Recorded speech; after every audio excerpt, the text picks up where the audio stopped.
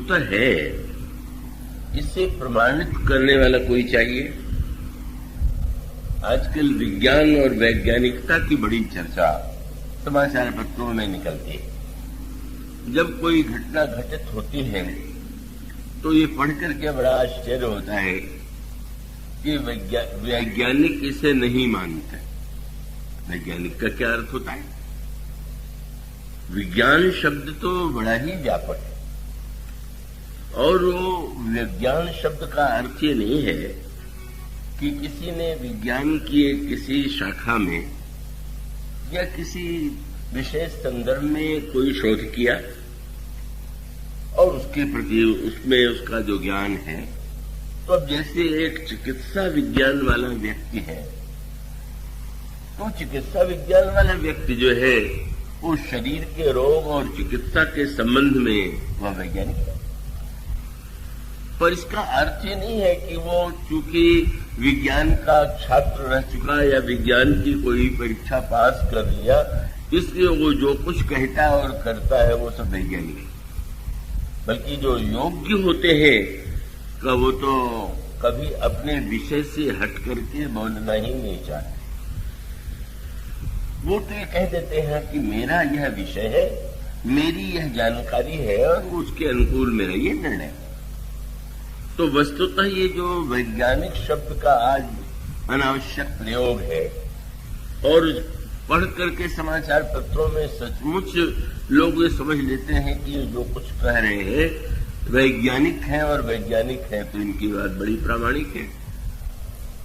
वही ईश्वर की सत्ता यदि आप मानना चाहते हैं तो क्या कोई वैज्ञानिक आज तक ऐसा हुआ है कि जिसने प्रमाण पत्र दिया हो कि ईश्वर है? उन जिन माध्यमों के द्वारा किसी वस्तु की सत्ता को मानता है, स्वीकार करता है, का उसका तो कोई प्रमाण उसके पास नहीं है। तो इसका अर्थ है कि अगर आधुनिक विज्ञान के रूप में जो कुछ कहा जाता है, अगर हम उसे प्रामाणिक माने तो हम तो ईश्वर की सत्ता को अस्वीकार करने के बाद ही वैज्ञानिक वृत्ति वाले व्यक्ति माने जाएंगे। इसलिए वस्तुतः विज्ञान शब्द बड़ा व्यापक है। भगवान तो विज्ञान के द्वारा ही जाने जाते हैं।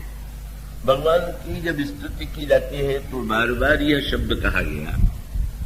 भगवान के लिए आप पढ़ते हैं, ज्ञान गम्य जय रघुराई, हे प्रभु श्री राम भक्त आप ज्ञान के द्वारा जाने जाते हैं। अनेक प्रसंगों में वेदांत वेद्यम विभुम, भगवान वस्तुतः ज्ञान के द्वारा ही जाने जाते हैं।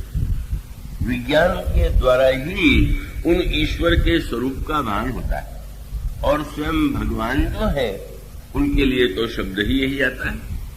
विज्ञान धामा उभौ, भगवान राम लक्ष्मण क्या है?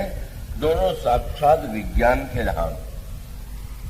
तो इसका अर्थ ये हुआ कि वस्तुतः जो वास्तविक वैज्ञानिक है वह तो इस विषय में बोलने की धृष्टता ही नहीं करेगा क्योंकि वह उसका विषय नहीं है। उस विषय में उसने कोई शोध नहीं किया है, उस विषय में उसकी कोई साधना नहीं है और ऐसी स्थिति में इससे बढ़कर के अवैज्ञानिक बात कुछ हो ही नहीं सकती है कि जो जिसका विषय नहीं है उसमें वह हस्तक्षेप करे या बोलने की धृष्टता करे। उसको सर्वदा अपनी ही सीमा में रह करके यदि वह बोलता है तो सच्चे अर्थों में उसे हम वैज्ञानिक वृत्ति कहेंगे। तो जो ईश्वर का विज्ञान है उसका वैज्ञानिक कौन है? विश्वविद्यालय में जो प्रमाण पत्र मिलता है उसके द्वारा ईश्वर विज्ञान का कोई संबंध नहीं, न उनका वो विषय है। और तब जिन्हें हम संत कहते हैं, संत कौन है?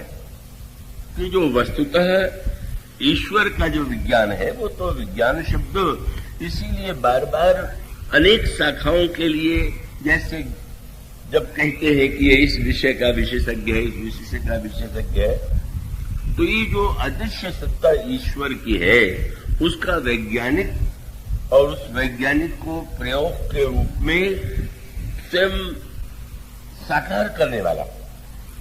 आज भी आप क्या करते हैं?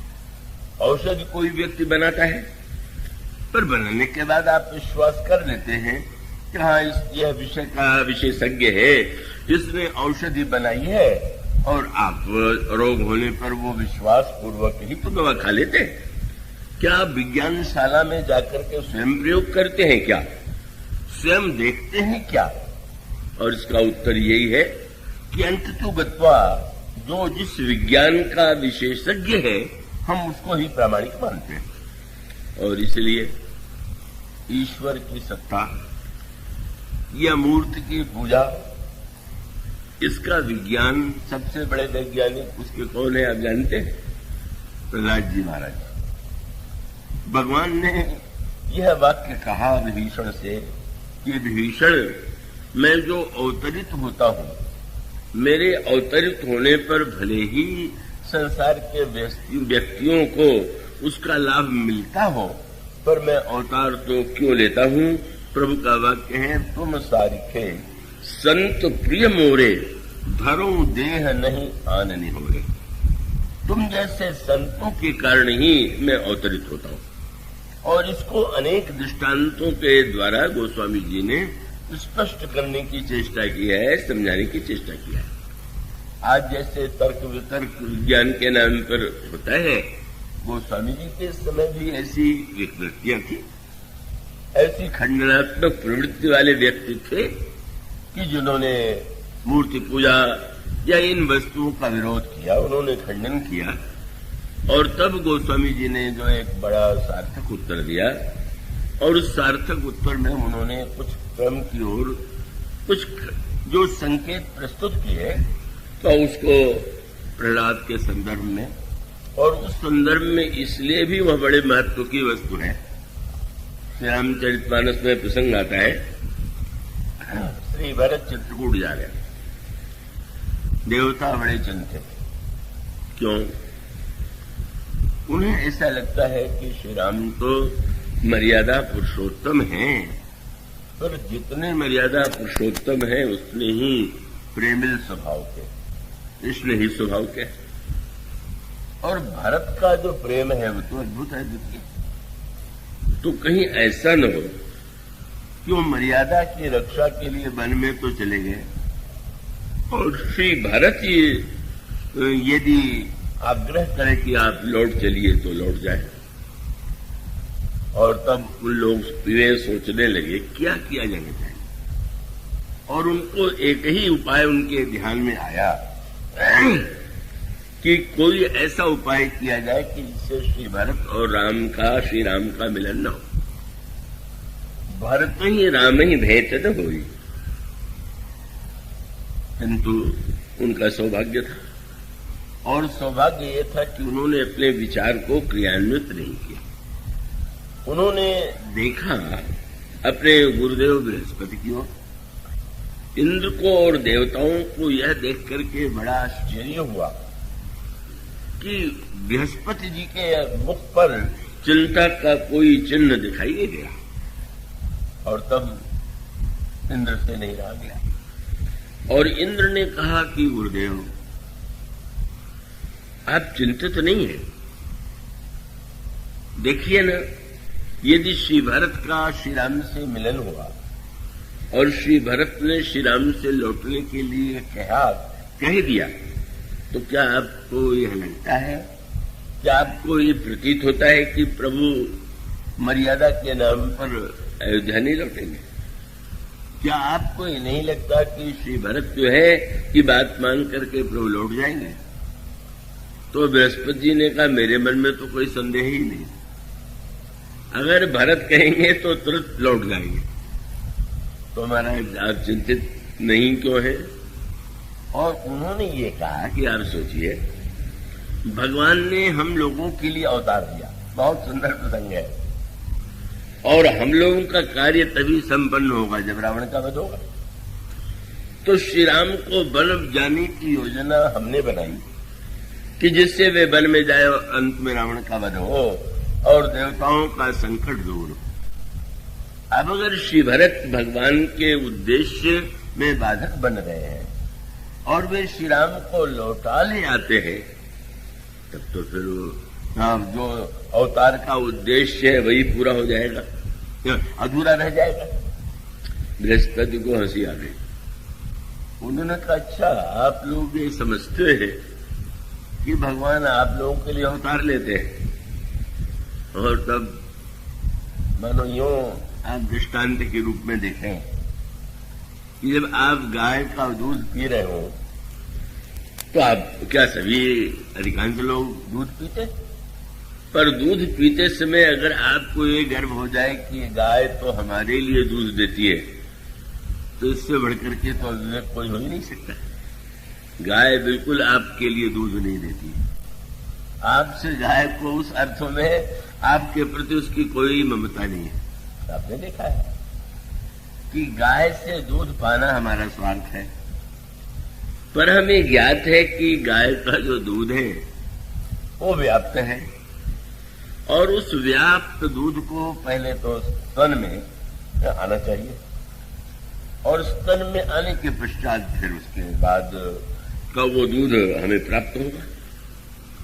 तो व्यक्ति को यह भी ज्ञात है कि गाय में दूध है, ये प्रत्यक्ष तो दृष्टिगोचर नहीं हो रहा है, पर वो आगे चल करके व्यक्ति ने प्रयोग करके देखा, और उसका उपाय तो बड़ा सरल है। वो बछड़े को सामने कर देता है, और बछड़े को देख करके गाय में जो उमड़ता है वात्सल्य, अपने बछड़े के प्रति जो प्यार उमड़ता है, उससे उसके स्तनों में दूध उमड़ाता है। और तब आप पहले बछड़े को आगे कर देते। अब ये बात आप पर है कि आप कितना बछड़े को पीने देते हैं और कितना अधिक अपने लिए रखने की चेष्टा करते हैं। अच्छी बात तो यही कि अधिक से अधिक पीने के लिए बछड़े को दिया जाए, पर वो स्वार्थी व्यक्ति के लिए तो संभव नहीं हो पाता। वही दृष्टांत तो भगवान के संदर्भ में भी कहा गया है। बछड़े के लिए गाय ने दूध दिया और आपने उसको लेकर के अपना काम चलाया, तो गाय ने बछड़े के लिए दूध दिया, आपके लिए नहीं। आपका काम चल गया है। इसी प्रकार से बृहस्पति ने देवताओं से कहा, अच्छा ये बताओ, तो रावण के का अत्याचार जो है कितने वर्षों से हो रहा है, तुम्हारे लिए भगवान को, अगर भगवान तुम्हारे प्रति इतने कृपालु होते तो जो ही रावण का अत्याचार प्रारंभ हुआ त्यों ही वो अवतार ले लेते। और तब उन्होंने दृष्टांत प्रहलाद का दिया। उन्होंने कहा मत भूलो सतयुग का इतिहास। क्या रावण के भी पहले सतयुग में हिरण्यकश्यपु का जन्म हुआ, और हिरण्यकश्यपु तो इतना महान प्रतापी था कि उसके ऐश्वर्य, उसकी शक्ति, उसकी सामर्थ्य जो का वर्णन जो किया गया है श्रीमद् भागवत में, वो तो अद्वितीय है। तो वस्तुतः हिरण्यकश्यपु तो रावण की अपेक्षा भी न जाने कितना अधिक से अधिक शक्तिमय ऐसा वो दिव्य व्यक्ति था। अब उस हिरण्यकश्यपु ने सारे विश्व पर अधिकार कर लिया, स्वर्ग पर अधिकार कर लिया, और हिरण्यकश्यपु ने यह घोषणा की ईश्वर नहीं है। और उसके पीछे उसका ये दावा था कि तुम लोगों ने तो सुनकर के ईश्वर को मान लिया है, मैंने उसे खोजा है। तो एक प्रकार का वैज्ञानिक था हिरण्यकश्यपु भी। तो सचमुच वो उन वैज्ञानिकों की तरह नहीं था कि जो बिना ईश्वर को खोजे हुए ही कहते हैं ईश्वर नहीं। कोई वस्तु नहीं है, उसके लिए भी तो आपको पहले पता लगाना होगा, और तब आप ये कह सकते हैं कि वस्तु नहीं है। तो हिरण्यकश्यपु को जब यह ज्ञात हुआ कि उसके भाई हिरण्याक्ष का वध भगवान विष्णु ने किया है, तो विष्णु भगवान का वध मैं करूंगा, भाई का मैं बदला लूंगा, क्योंकि वह किसी ईश्वर को नहीं मानता।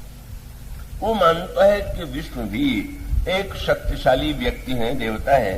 जैसे दैत्यों में अनेक शक्तिशाली हैं, उसी प्रकार से देवताओं में विष्णु है, और विष्णु है तो मैं बदला लूंगा। और बदला लेने के लिए वो समस्त ब्रह्मांड में जाने की क्षमता हिरण्यकश्यपु को प्राप्त थी। सारे ब्रह्मांड में उसने देखा, और जब उसे ईश्वर की सत्ता का और विश्व की सत्ता का प्रमाण नहीं मिला तो उसने लौट करके घोषित कर दिया कि मैंने अच्छी तरह से पता लगा लिया है कि ईश्वर कहीं है ही नहीं।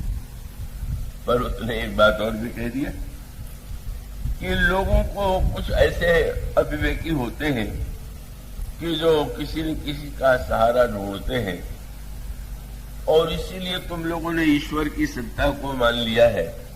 तो अगर तुम्हें बिना ईश्वर की सत्ता के रहा न जाता हो तो समझ लो मैं ही ईश्वर हूं।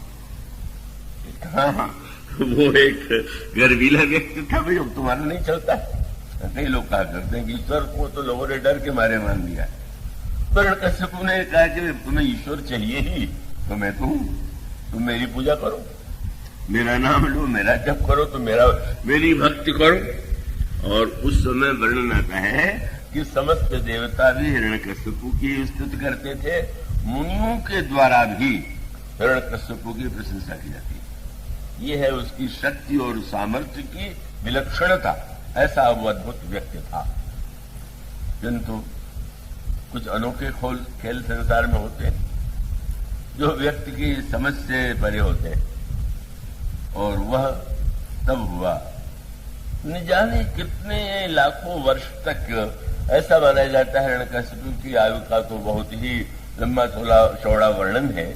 वो न जाने कितने वर्षों तक शासन करता रहा और सबको अपनी पूजा करने के लिए बाध्य कर दिया और लोगों के सामने स्पष्ट कर दिया ऐसा कोई ईश्वर नहीं।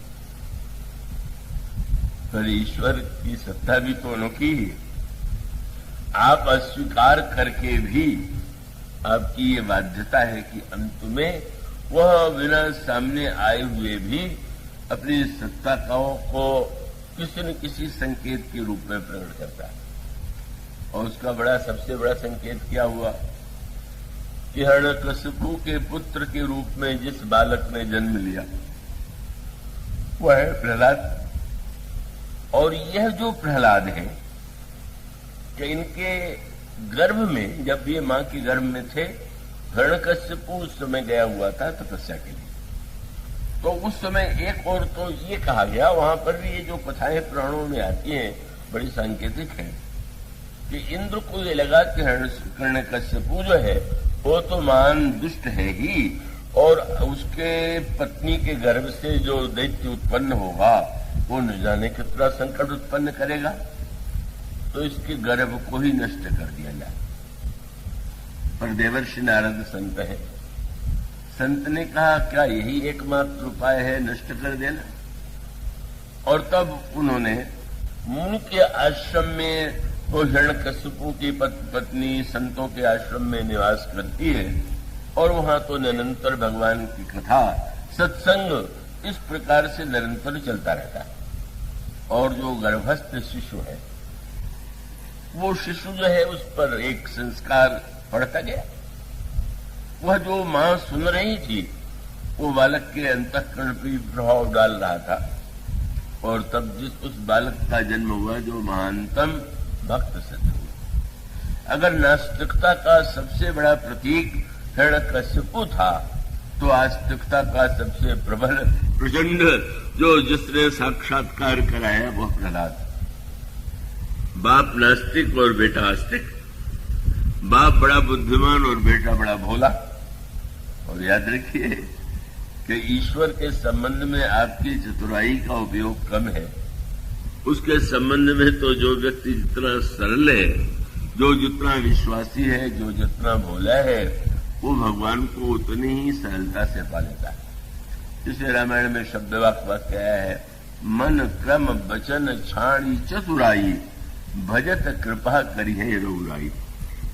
और उसका अभिप्राय यह है कि अब जब प्रहलाद को शिक्षा प्राप्त होती है तो वो जो गर्भ में संस्कार मिला हुआ है वो अन्य बालकों से भी भगवान के नाम की महिमा, भगवान ईश्वर की सत्ता की महिमा और भक्ति का उपदेश देते हैं।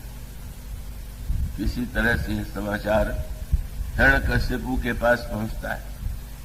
हिरण्यकश्यप की जो दैत्य वृत्ति है, जो द्वैत वृत्ति है, वो बड़ी प्रबल है। और सचमुच उसके लिए उसको यह सुन करके बड़ी चोट लगी कि एक बालक जिसका जन्म हुआ उसकी पत्नी के गर्भ से, और वो ईश्वर की भक्ति और ईश्वर के नाम का प्रचार बालकों में कर रहा है। और तब एक दिन प्रहलाद को बुलाया गया, इतने दिनों से गुरुकुल में रह करके शिक्षा प्राप्त कर रहे हो, क्या तुमने प्राप्त किया? तो भोरे प्रहलाद ने भगवान के नाम का संकीर्तन और ईश्वर की सत्ता के विषय में जब कहा तो क्रोध में वो आग बबूला हो गया। वो स्वामी जी ने क्रोध का सर्वश्रेष्ठ प्रतीक हिरण्यकशिपु को माना।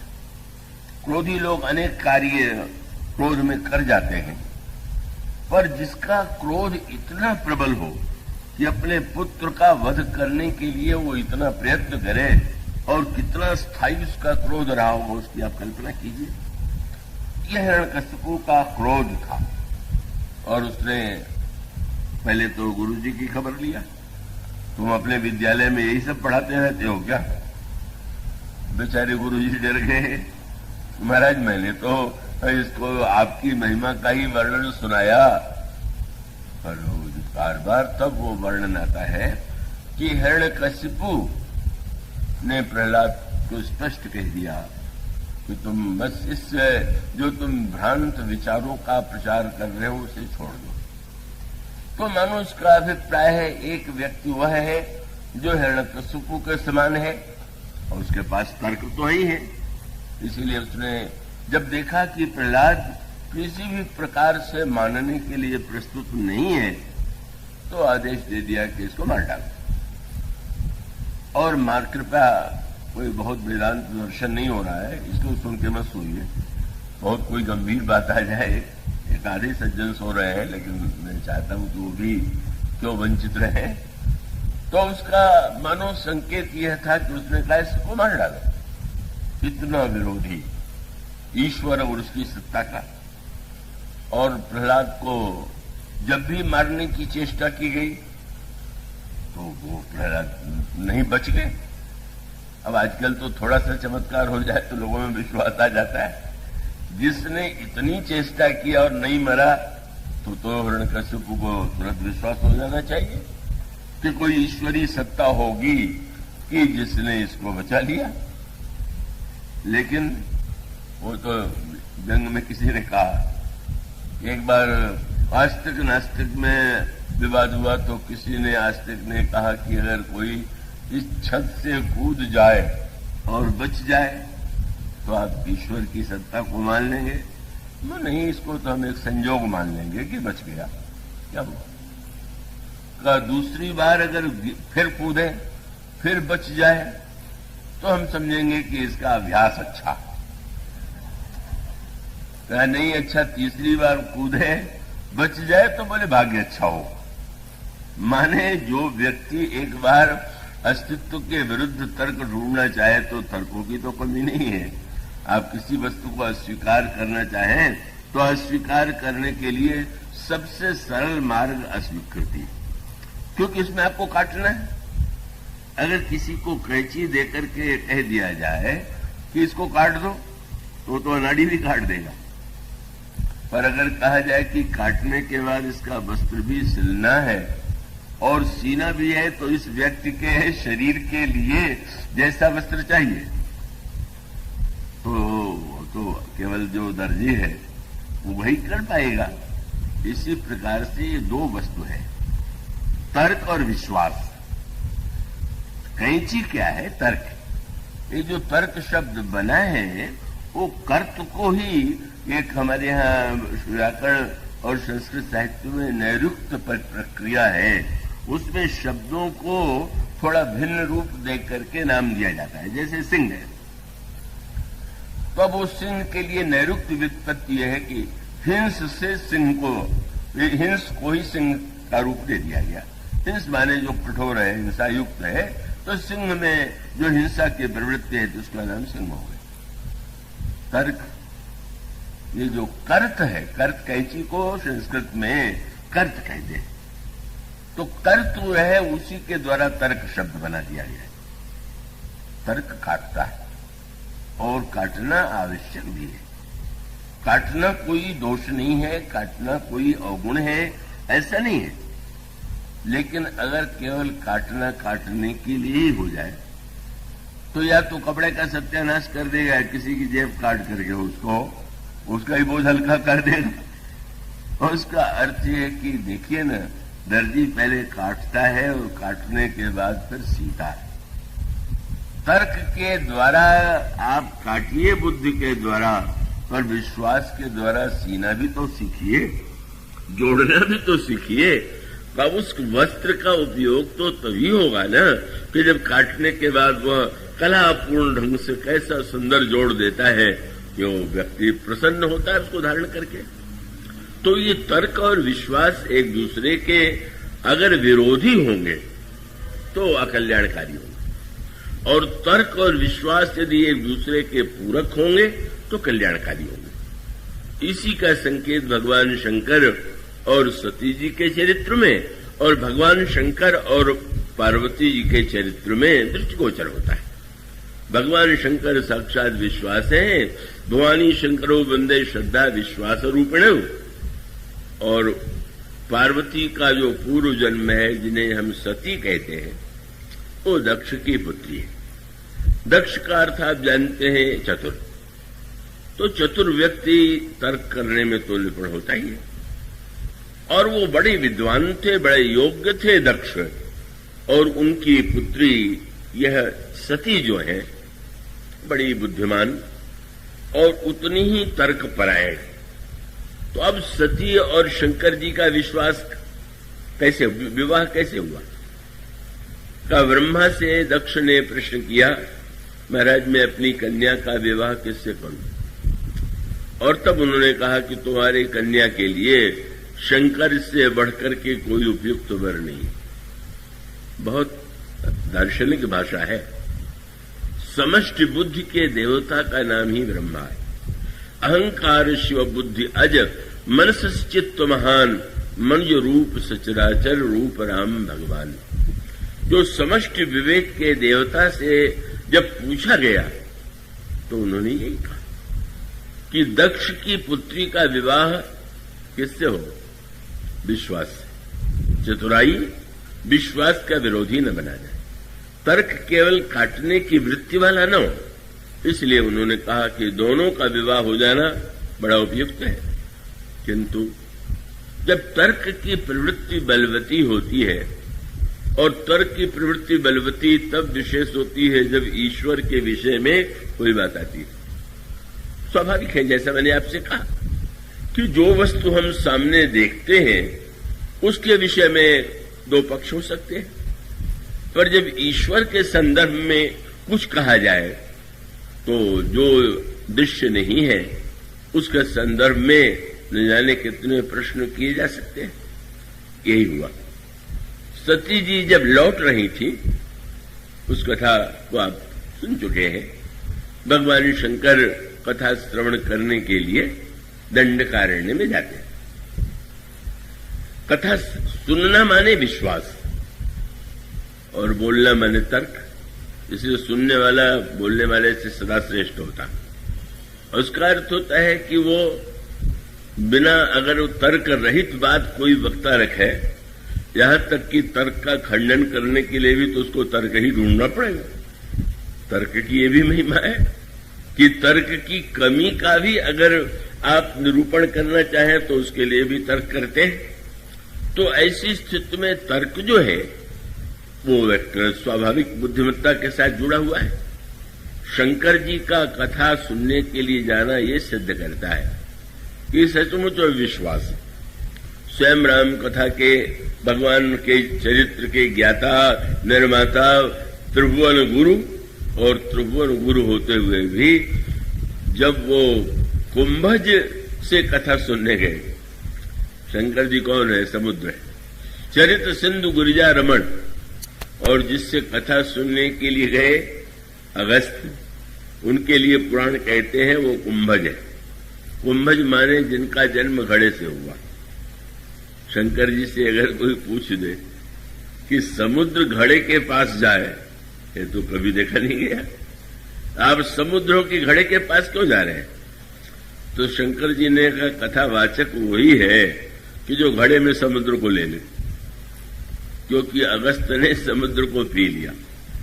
का इसलिए उन्होंने कहा कि उससे उनसे बढ़ करके तो कोई उपयुक्त कथा कहने वाला होगा नहीं। सती जी के साथ शंकर जी ने कहा मैं जा रहा हूं दंडकारण्य में कथा श्रवण के लिए। सती जी ने कहा मैं भी चलूंगी। उन्होंने सोचा चले हम भी घूम आवे। कई लोग कथा में इसलिए भी चले आते हैं कि चलो भाई और कुछ नहीं होगा तो चलो टहल ही आवेंगे, जरा हो ही आवेंगे, जरा लोगों को देखे ही आवेंगे। सती जी ने कहा महाराज आप अकेले क्यों, मैं भी जाऊंगी, चलूंगी। गए। अगस्त जी ने पूजन किया। पूछा महाराज कैसे आगमन होगा, आज तो आपसे कथा सुनने के लिए आए हुए। जब कथा सुनाया तो सती जी सोचने लगी अभी ने इन्होंने मेरा पूजन किया है, अब ये सुनावेंगे और मैं सुनूंगी। मुझसे बुद्धिमान है क्या ये कि मैं इनकी बात सुनूं। कथा नहीं सुनी और कथा न सुनने के बाद शंकर जी और सती जब लौटे, गोस्वामी जी ने कहा जब कथा हुई तो शंकर जी ने सुनी। महेश परम सुख मानी, शंकर जी ने सुना, सती जी ने नहीं सुना। और जब कथा सुन करके लौटी तो फिर वही तर्क और विश्वास का विवाद प्रारंभ हो गया। भगवान राम सीता जी के वियोग में व्याकुल होकर के वृक्षों और लताओं से पता पूछते हुए भ्रमण कर रहे। शंकर जी ने देखा, गदगद हो गए और वो प्रभु को उस रूप में देख करके इसलिए उन्होंने बड़े आनंद का अनुभव किया कि प्रभु ने कितनी बड़ी कृपा किया। जिस समय शंकर जी कथा श्रवण के लिए गए थे उसमें भगवान राम दंडक वन में थे, पर शंकर जी को ये लगा कि वहां जाना मेरा ठीक नहीं है, क्योंकि जाने से प्रभु का नाटक बिगड़ जाएगा।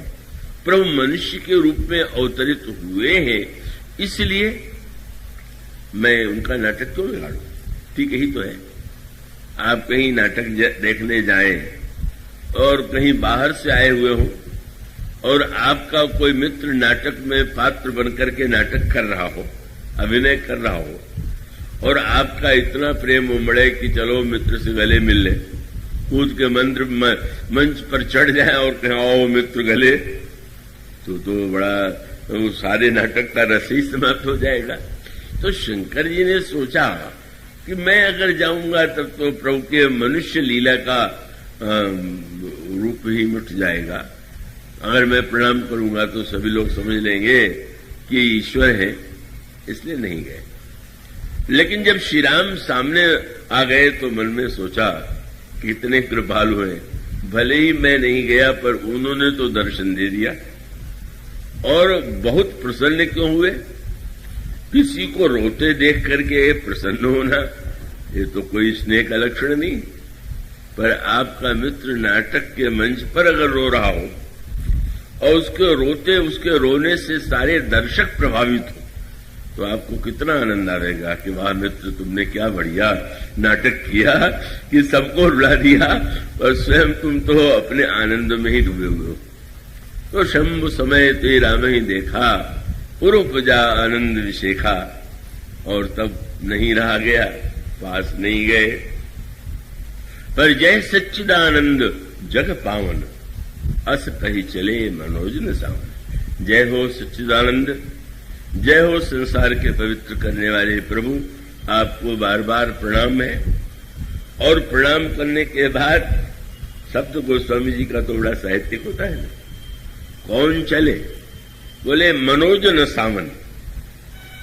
और जब चले तो चलते समय बस मन में बार बार चले जात स्यो सती समेता, पुनि पुनि पुलकित कृपा निकेता। बार बार ऐसा लग रहा है कि आनंद रोके नहीं रुक रहा है। सती जी ने पूछ दिया ये है कौन। अरे जिनकी कथा में हम लोग गए थे वो तो सुना ही नहीं था उन्होंने, वही हमारे इष्ट देव श्री राम है। क्या हुआ, सीता जी के वियोग में व्याकुल होकर के लता वृक्षों से पता पूछ रहे। मनोज न सावन में व्यंग है, काम को जलाने वाला ऐसे कामी को प्रणाम करे कि जो पत्नी के वियोग में रो रहा हो और बुद्धिहीनता से लता वृक्षों से पता पूछ रहा हो, कैसा विचित्र तर्क से विरोधाभास लगा। अरे मनोज न सावन है तो कोई विरागी मिले, कोई ऐसा इनसे बड़ा विरागी तो कोई है नहीं। और प्रणाम भी किया तो इसी कामी को, मनोज न सावन ने, और प्रणाम करने के लिए कोई और शब्द नहीं मिला, सच्चिदानंद ही मिला।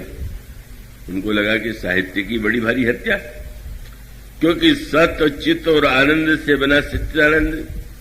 क्या घटना हुई, शंकर जी ने कहा कि माया मृग लेकर के रावण आया और सीता जी के कहने पर श्री राम उसके पीछे भागे। सती जी ने सोचा जो माया के पीछे भागे वो सत हो सकता है क्या? किस काम का वो सत? दूसरा शब्द चित्त, बोले जो इतना जड़ हो जाए कि लता वृक्षों से पता पूछे वो चैतन्य है कि वहां जड़ है, और जो इतना रो रहा है उसको आनंद कहना है तो सर्वनाश ही कर दिया इन्होंने। क्या है हमारे पतिदेव को हो गया है, इतने बड़े विद्वान होकर के प्रणाम किया, वो भी ऐसे व्यक्ति को किया जो महाकामी है, और प्रणाम करने के लिए भी सच्चिदानंद शब्द का प्रयोग कर दिया। बहुत मानो तर्क का वृत्ति प्रबल हुई। शंकर जी समझ गए, बोले तो नहीं शंकर जी से। प्रारंभ में थोड़ा संकोच रहा, लेकिन शंकर जी ने यही कहा कि क्यों संशय आप करती हैं? मानो भगवान जब अदृश्य होते हैं तब तो सत्ता का ही प्रमाण नहीं, और दृश्य जब होते हैं तब भी उनके चरित्र में ऐसी घटनाएं घटित होती हुई दिखाई देती हैं जिससे मनुष्य के हृदय में संशय उत्पन्न होता है। ये दोनों समस्या है। अदृश्य रहे तो समस्या, और दृश्य बनकर के अवतार ले तो समस्या, और यही हुआ यहां पर। और उन्होंने ये सोचा कि ब्रह्म, ये उनका तर्क था, ब्रह्म जो व्यापक विरज अज अकल अनीह अभेद सो की देह धरी होई नर जाहि न जानत वेद। यदि विष्णु के अवतार है तो विष्णु जो सुरहित नर तनुधारी सो सर्वज्ञ जथा त्रिपुरारी खोजई सो की अज्ञ बनारी ज्ञान धाम श्रीपति सुरारी संभ बचन पुण्य मृषान होई शिव सर्वज्ञ जान सब कोई। तर्क वितर्क संशय का एक अंतःकरण में वो चल रहा है, चक्र चल रहा है, समझाने से समझ में नहीं आया।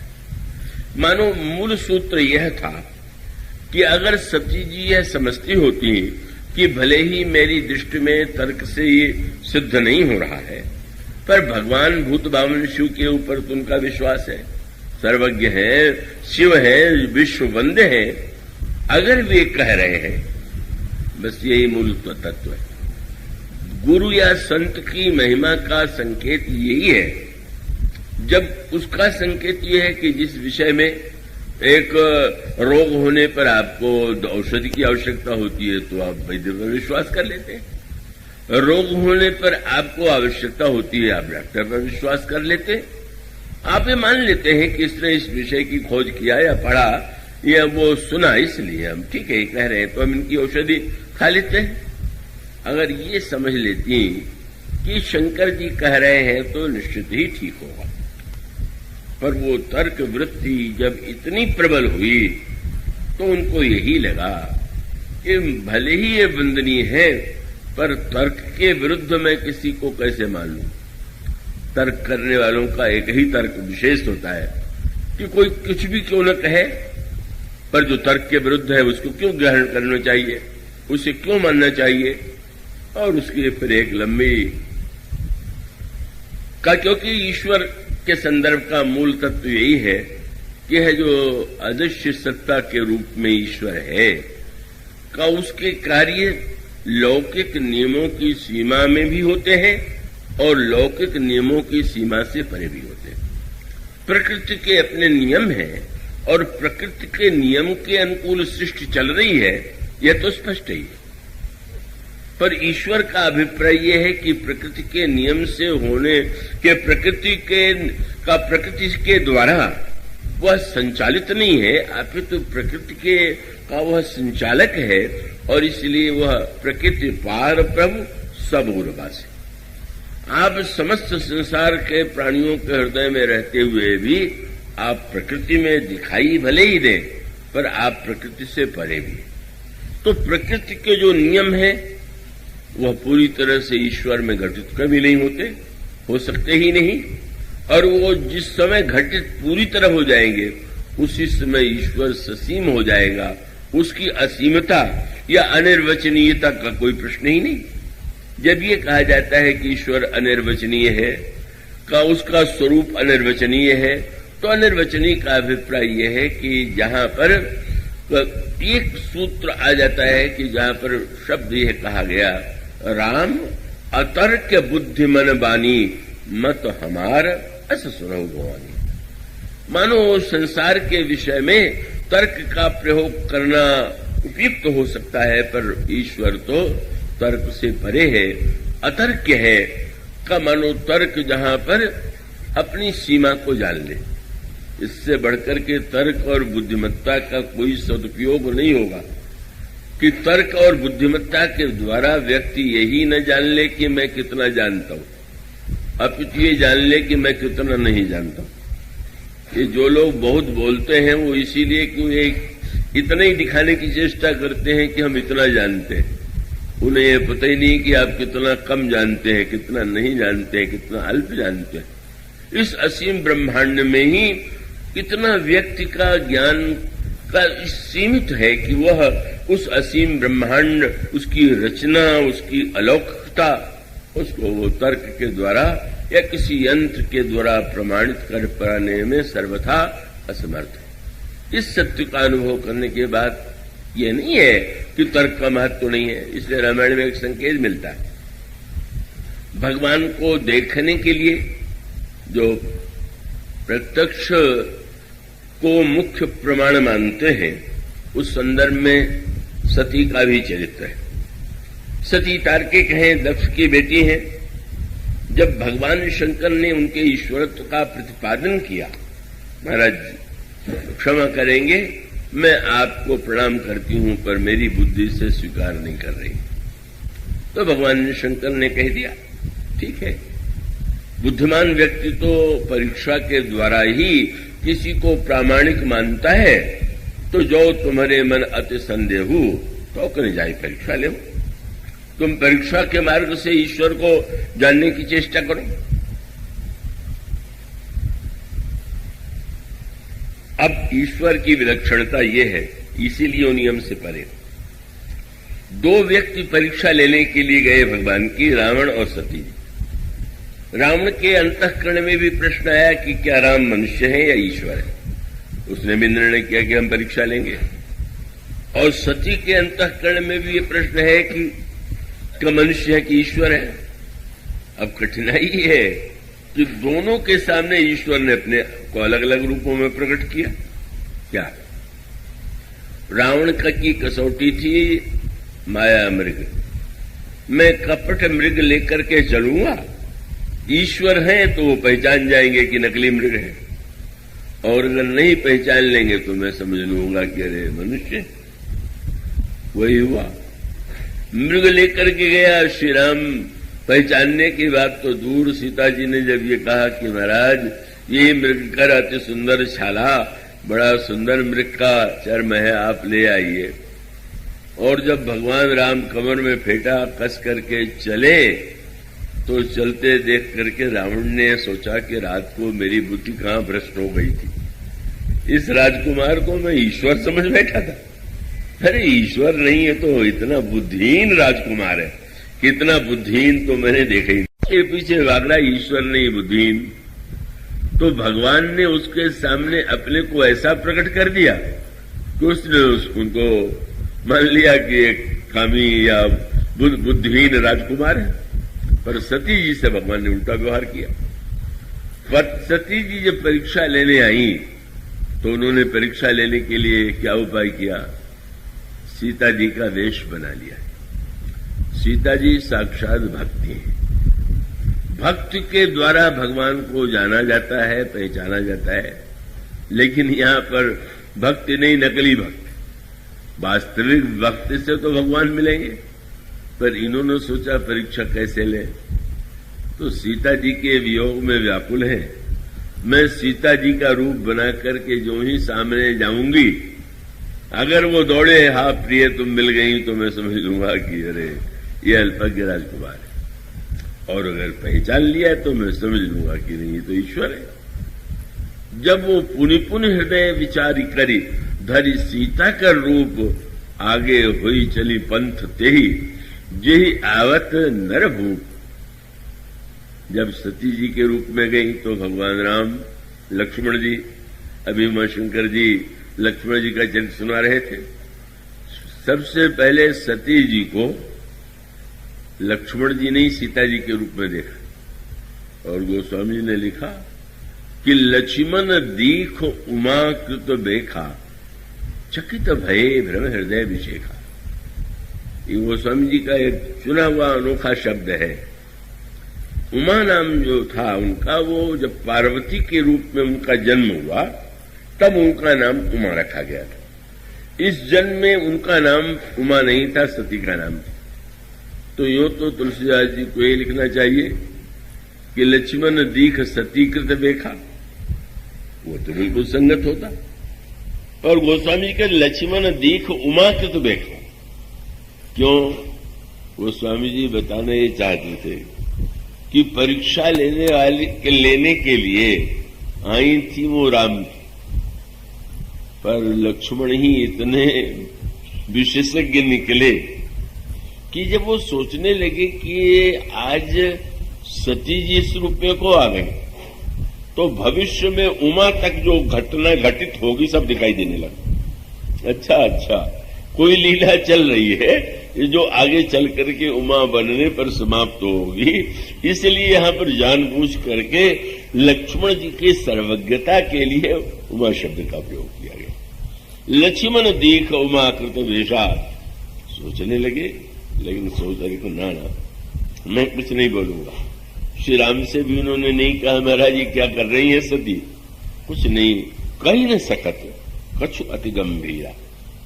लक्ष्मण जी के विषय में बहुत बार भ्रम हो जाता है कि बड़े उतावले, पर वो इतना नियंत्रण भी रख सकते हैं कि अत्यंत गंभीरता के कारण एक बात भी नहीं बोले। प्रभु प्रभाव जानत मति धीरा, प्रभु की महिमा और प्रभाव को जानते हैं और उसे बिल्कुल नहीं बोले। लेकिन जब प्रभु श्री राम ने देखा तो वो दौड़े नहीं सीते सीते कह करके। यहां पर प्रभु ने परीक्षा में, बस कठिनाई ये है कि संसार में जो परीक्षाएं होती हैं उसका उत्तर एक ही होता है। अगर दो दूनी पूछा जाएगा तो गणित में सबका उत्तर 4 ही होगा, पर ईश्वर की पाठशाला में 2 दूनी 5 भी हो सकता है, 2 दूनी 3 भी हो सकता है। वो उत्तर किस रूप में देगा इसको कोई, आप ये भी चिंता मत कीजिए कि उसको आप प्रमाण पत्र नहीं देंगे तो उसकी कोई हानि हो जाएगी। हमारे एक बड़े भारी प्रसिद्ध वैद्य थे, त्र्यंबक शास्त्री, बहुत प्रसिद्ध वैद्य थे, बड़े अद्भुत थे। उस समय कोई बहुत बड़ा प्रधान कोई अधिकारी इंग्लैंड से आया था जो रोगों से ग्रस्त था।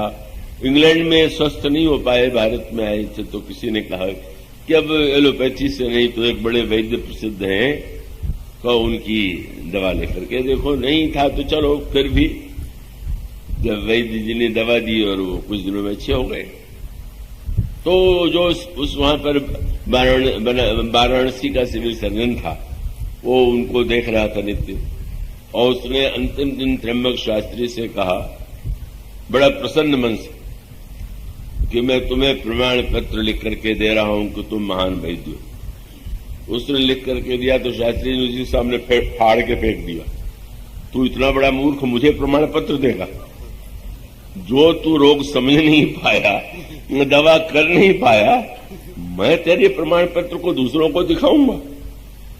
इसका अर्थ ये हुआ कि उनको प्रमाण पत्र आपको आप त्र्यंबक शास्त्री ईश्वर को आप कहें कि नहीं है, आप प्रमाण पत्र देने, आप ईश्वर को मानने के लिए भी अगर इन वैज्ञानिकों के चक्कर में पड़ेंगे कि आप प्रमाण पत्र दे दीजिए कि ईश्वर है, तब हम मानेंगे तो बुद्धिमानी और वैज्ञानिक, और अगर उसके बिना मान लेंगे तो बड़ा वैज्ञानिक दृष्टिकोण हो जाएगा।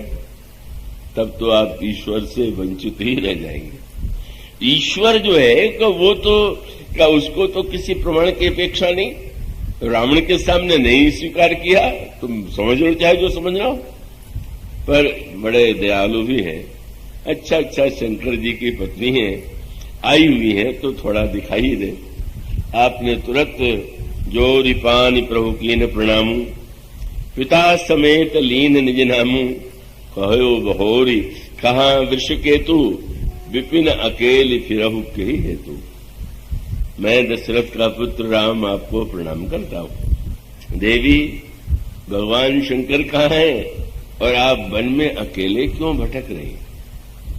बहुत बड़ा व्यंग्य था। शंकर जी ने भी प्रणाम किया था, अब प्रभु ने सती जी को प्रणाम किया, क्यों? कोई पूछ दे कि शंकर जी ने आपको प्रणाम किया, आप सती जी को प्रणाम क्यों कर रहे हैं? तो प्रभु यही कहेंगे भाई परीक्षक को तो प्रणाम करना ही चाहिए। ये जिज्ञासा लेके तो आई नहीं, परीक्षक बन के आई हैं, तो गुरुजी प्रणाम है आपको।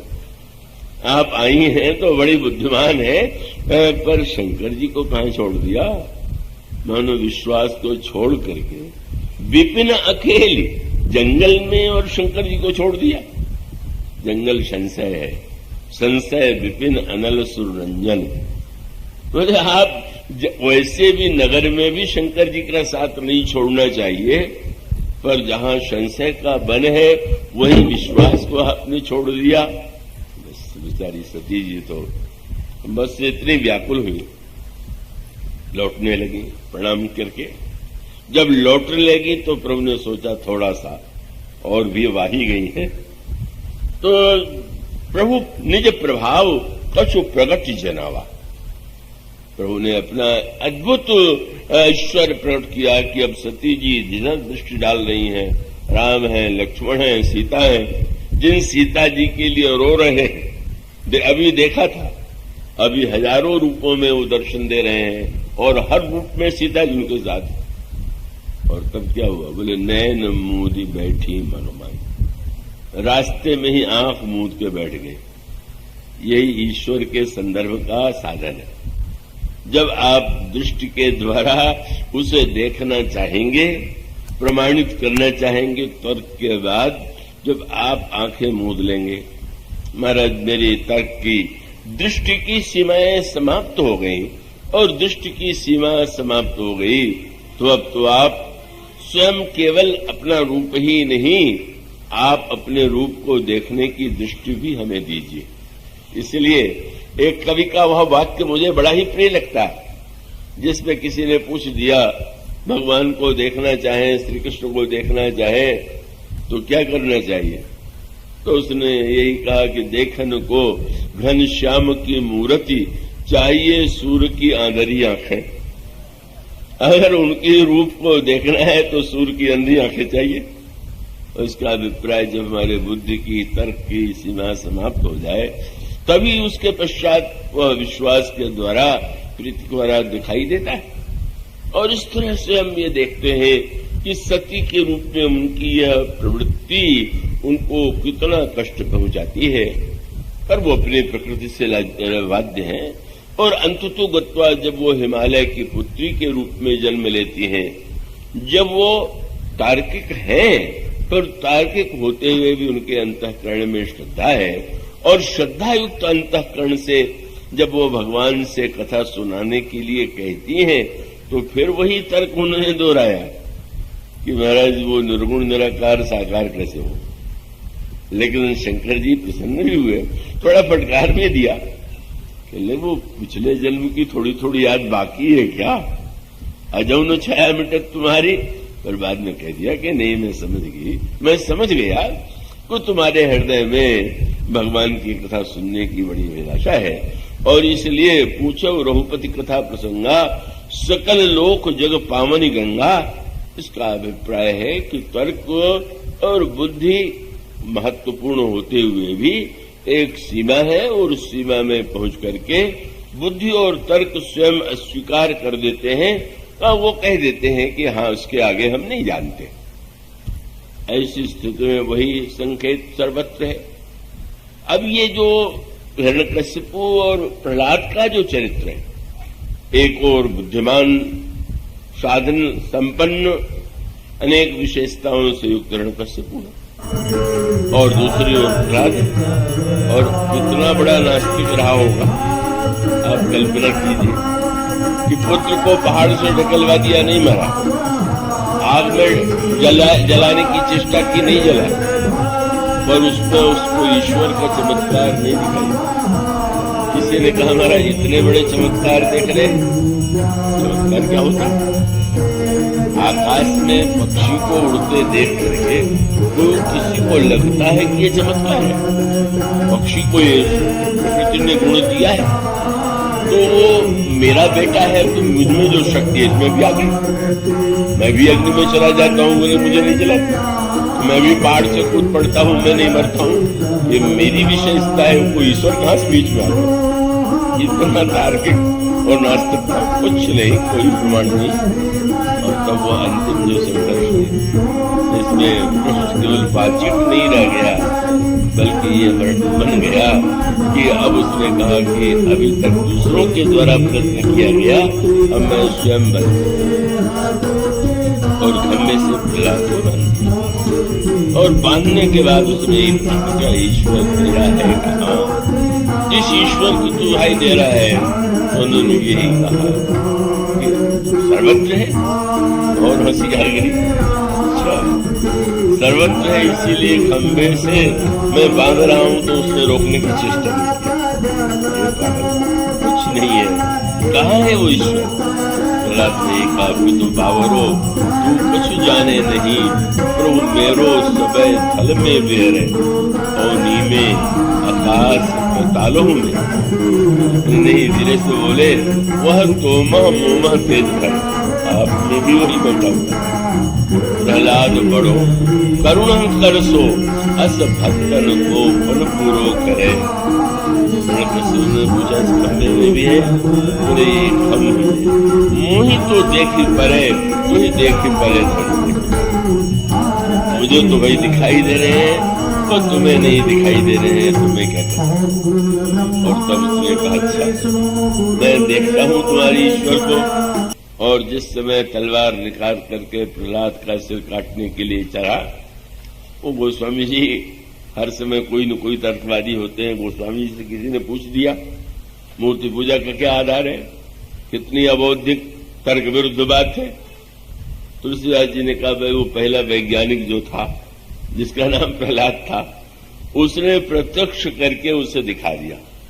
जब पूछ दिया कि कहाँ है, और खंभे में जब हाँ सुनी, गोस्वामी जी कहते हैं कि राम कहाँ?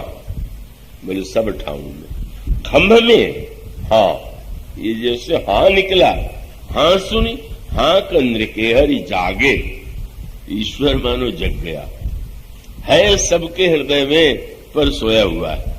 पर आस्तिक का वो सच्चा हाँ जो था, हाँ सुनी हाँ निके हरि जागे, और बैरी विदारी भये विकराल, कहे प्रहलाद ही के पुनि माखे, प्रीति प्रतीति बढ़ी तुलसी, तब ते सब पाहन पूजने लगे। एक भक्त ने पत्थर से प्रकट करके दिखा दिया, तो लोगों ने कहा, भाई तो हमारे वैज्ञानिक तो प्रहलाद हैं, ये डिग्रीधारी जो केवल लिखते रहते हैं, वो तो हमारे लिए कोई वैज्ञानिक नहीं है, उनके विज्ञान का तो कोई अर्थ ही नहीं है। और यह विज्ञान तो संतों का विज्ञान है, जो उसी जीवन में उसी की खोज में लगा हुआ है, जिसने पा लिया है, जिसका उसका परिचय है, वह संत ही जो है। और उस संत पर जब किसी को विश्वास हो जाता है, जब वो विश्वस्त लगता है कि हाँ ये कह रहे हैं, तो निश्चित रूप से ऐसा ही होगा। तो ये जो कहने की बात है, गोस्वामी जी का अभिप्राय यह है कि पत्थर में इसलिए लोग पूजने लगे कि भाई इतने बड़े भक्त ने पत्थर से प्रकट किया, तो चलो हम भी पत्थर में पूजा करके देखें। मानो यही बात कही बृहस्पति जी ने इंद्र से, तुम्हारे लिए भगवान बिल्कुल अवतार न तो लेते हैं न कभी लिया। और तब प्रहलाद जी की याद दिलाया, याद है कितना कष्ट तुम लोगों ने हिरण्यकशिपु से पाया था? तब भगवान आए, बोले सहे सुरन बहुकाल विषादा नरहरि प्रगट किए प्रहलादा। अरे वो प्रहलाद के लिए आए तो तुम्हारे लिए थोड़ी आए। इसलिए तुलसीदास जी ने कहा कि जब नरसिंह के रूप में प्रकट हुए और वध कर दिया और फिर भी लगा कि क्रोध में भरे हुए, तो इनका अब देवता डरे कहीं अब इतने क्रोध में हम ही लोगों पर न टूट पड़े। वो वेश तो विचारों ने कभी देखा नहीं था, आधा नर आधा सिंह, आंखें लाल और क्रोध में भरे हुए। तब लक्ष्मी जी से कहा, देवी जरा अपने पतिदेव को मिलाइए। लक्ष्मी जी ने जो दूर से देखा, बोले मैं इन्हें नहीं पहचानती, ये है कौन? तो महाराज शंकर जी से कहा गया कि आप कृपा करो। तो शंकर जी ने कहा, बंदो बाल रूप सोई रामू, हमारे तो नन्हे बालक राम। तो महाराज करें क्या? उन्होंने कहा, जिस प्रहलाद के लिए ये प्रकट हुए हैं उससे कहो, न मुझसे न लक्ष्मी से। जाकर के कहा देवताओं ने, प्रहलाद जी आप किसी तरह से उनका क्रोध शांत कीजिए। प्रहलाद मुस्कुराते हुए, सिंहनी को देख करके सबको डर लगे, पर सिंहनी के बच्चे को क्या डर लगेगा? और प्रभु ने गोद में ले लिया, और गोद में नहीं ले लिया कि जैसे सिंह है तो सिंह जैसे सिंहनी अपने बच्चों को जीभ से चाटती है, इसी प्रकार से प्रहलाद के सिर को चाटने लगे। क्रोध शांत हो गया। गोस्वामी जी ने कहा, बैरी विदारी भय विकराल और कहे प्रहलाद ही के पुनिमा के। प्रहलाद के बिना कोई उनका क्रोध शांत नहीं कर पाया। उन्होंने कहा, भरत जैसे संतों के लिए भगवान अवतार लेते हैं, तुम इस बात को सोचो ही मत कि तुम्हारे लिए। तब तो महाराज फिर भरत से बड़ा डर है? बोले बिल्कुल मत डरो, क्योंकि संत कभी किसी का बुरा कर ही नहीं सकते।